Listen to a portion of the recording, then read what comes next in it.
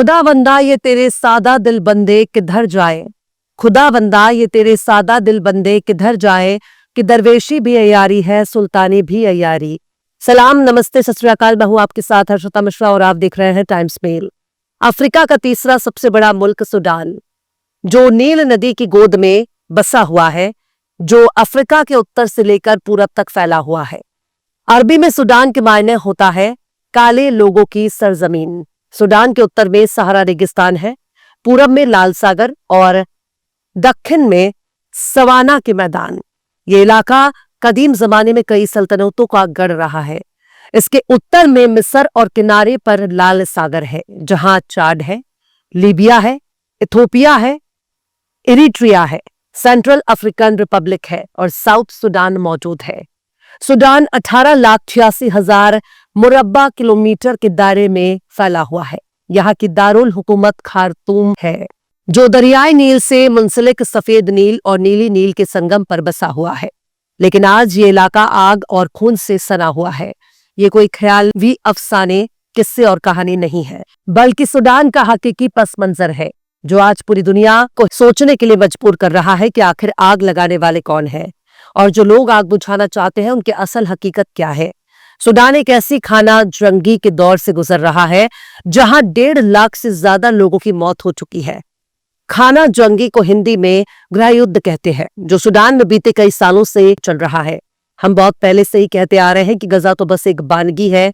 दुनिया के किसी भी हिस्से में अगर नेचुरल रिसोर्स मौजूद है, जिसे हासिल करने के लिए दुनिया की बड़ी बड़ी ताकतों ने सूडान को जकड़ रखा है। सूडान एक ऐसा इलाका बन चुका है जहां भाई को भाई से जंग लड़ने के लिए मजबूर किया जाता है। हथियार दिए जा रहे हैं, उनको जंग के लिए हर तरह की मदद दी जाती है। धन दौलत और ऐशो आराम की चाहत ने ईमान को कब का चूर चूर कर दिया है। सूडान में तकरीबन 2.5 करोड़ लोग भुखमरी के शिकार हो चुके हैं और 1.25 करोड़ के करीब लोग नकल मकानी कर चुके हैं, अपने घरों से पलायन कर चुके हैं। ये अपने ही मुल्क में भूखे मारे जा रहे हैं, अपने ही मुल्क में दर दर की ठोकर खा रहे हैं। दारफूर में कत्लो गारत की आग फिर से भड़क उठी है। एक तरफ गजा में थोड़ा अमन कायम हुआ, उसके तुरंत बाद सूडान में हालात और भी ज्यादा बिगड़ने लगे। यहाँ गैर अरब कबायली कौम को रैपिड सपोर्ट फोर्स मार रहा है। गजा से लेकर सीरिया, सीरिया से लेकर ईरान, ईरान से लेकर इराक, इराक से लेकर लेबनान, लेबनान से लेकर अफगानिस्तान तक दुनिया की नजर है। इसलिए यहाँ खाना जंगी पैदा किया जाता है, क्योंकि इसके पीछे छिपा है मुनाफाखोरी का बाजार। बिना मुनाफे की कोई जंग नहीं होती। हर जंग के पीछे मुनाफा ही वजह होता है, चाहे जंग को धर्म का नाम दे दिया जाए या फिर जात पात और नस्ल परस्ती के नाम पर इंसानों को बांटा जाए। वजह केवल एक ही होती है और वो है मुनाफा। मुनाफे का ताल्लुक इकोनॉमी है। इकोनॉमी का ताल्लुक ताकत से है, जिसकी जितनी बड़ी इकोनॉमी वो उतना ही ताकतवर माना जाएगा। सूडान में भी उसी कुदरती वसाइल को हासिल करने के लिए खाना जंगी का सहारा लिया जा रहा है। सूडान में ऐसे नेचुरल रिसोर्सेस और अर्थ मिनरल्स मौजूद हैं जो उसे दूसरों से खास बनाता है। सूडान एक ऐसा इलाका है जहां सोना भी है, तेल भी है और दूसरे अर्थ मिनरल्स भी मौजूद है। सूडान की जमीन खेती के लिए बहुत उपजाऊ है। सूडान का दराफुर के रेगिस्तानी इलाकों में सोना मौजूद है। 2023 से चली आ रही खाना जंगी ने सूडान को 2 टुकड़ों में बांट दिया, पर बात सिर्फ यही तक नहीं है। दरअसल ये जंग प्राकृतिक संसाधनों पर कब्जे के लिए है। सोना, तेल, क्रोमाइट, तांबा, चांदी और यूरेनियम जैसे संसाधन को हासिल करने के लिए जंग हो रहा है। ये वो नेचुरल रिसोर्स है जिसे इकोनॉमी की रीढ़ कहते हैं। सूडान के पास सोना, तेल के अलावा दूसरे खनिज भी हैं। क्रोमाइट, तांबा, चांदी और यूरेनियम भी मौजूद है, जिसके लिए अमेरिका से लेकर रूस सबके सब हाथ धोकर पीछे पड़े हैं। साल 2011 में दक्षिण सूडान के बंटवारे ने सूडान से 75% तेल छीन लिया, जो पहले अर्थव्यवस्था का 95% एक्सपोर्ट किया जाता था। लेकिन बाकी 25% तेल अभी भी तनाजे का शिकार है। तेल अब जंग का हथियार बन चुका है। यहाँ 2 संगठन इस वक्त जंग लड़ रहे हैं। सूडानी आर्म्ड फोर्स यहाँ की नेशनल आर्मी है, यानी सरकारी मिलिट्री फोर्स, जबकि अलग अलग कबाइल ने मिलकर एक हथियारबंद संगठन बनाया जिसे रैपिड सपोर्ट फोर्स कहते हैं। रैपिड सपोर्ट फोर्स ने अब यहीं पर कब्जा कर रखा है जहां तेल फील्ड्स हैं, जबकि पाइपलाइन पर सूडानी आर्म्ड फोर्स का कंट्रोल है। सूडान 1956 में ब्रिटेन और मिस्र कब्जे से आजाद हुआ। आजादी के फौरन बाद ही दक्षिणी सूडानी विद्रोह शुरू हो गया, जिसे पहला सूडानी गृह युद्ध कहा जाता है, जो 1956 से 1972 तक चला। 1972 में अदीस अबाबा समझौते के तहत दक्षिण को कुछ हद तक खुद मुख्तारी मिली, लेकिन ये अमन ज्यादा दिन तक नहीं टिका। जनरल जाफर निमेरी ने 1969 में तख्ता पलटकर मुल्क पर कब्जा कर लिया। शुरू में वो समाजवादी पॉलिसी लेकर आए, लेकिन 1983 में शरीयत कानून लागू करने का फरमान जारी किया। इससे दक्षिण में नाराजगी भड़की और दूसरा सुडानी गृह युद्ध शुरू हो गया। इस जंग में सुडान पीपल्स लिबरेशन आर्मी के सरदार जॉन गरांग ने अहम रोल अदा किया। यहाँ सबसे ज्यादा सनातन 2% मुसलमान और बाकी 3% में ईसाई और दूसरे लोग मौजूद हैं। 1989 में कर्नल उमर हसन अहमद अल बशीर निमेरी को हटाकर सत्ता पर काबिज हो गए। बशीर ने इस्लामी कानून को और सख्त किया, दारफुर में विद्रोह को कुचला और अल कायदा को पनाह दी।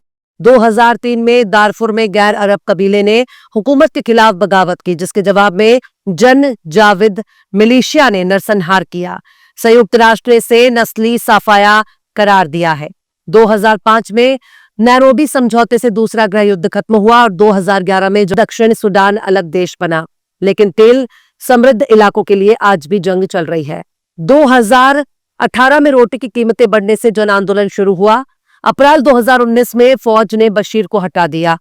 ट्रांजिशनल मिलिट्री काउंसिल बनी, फिर अब्दुल्ला हमदोक की चुनी हुई सरकार बनी, लेकिन अक्टूबर 2021 में general Abdel Fattah al Burhan ने फिर तख्ता पलटकर चुने हुए नुमाइंदों को हटा दिया।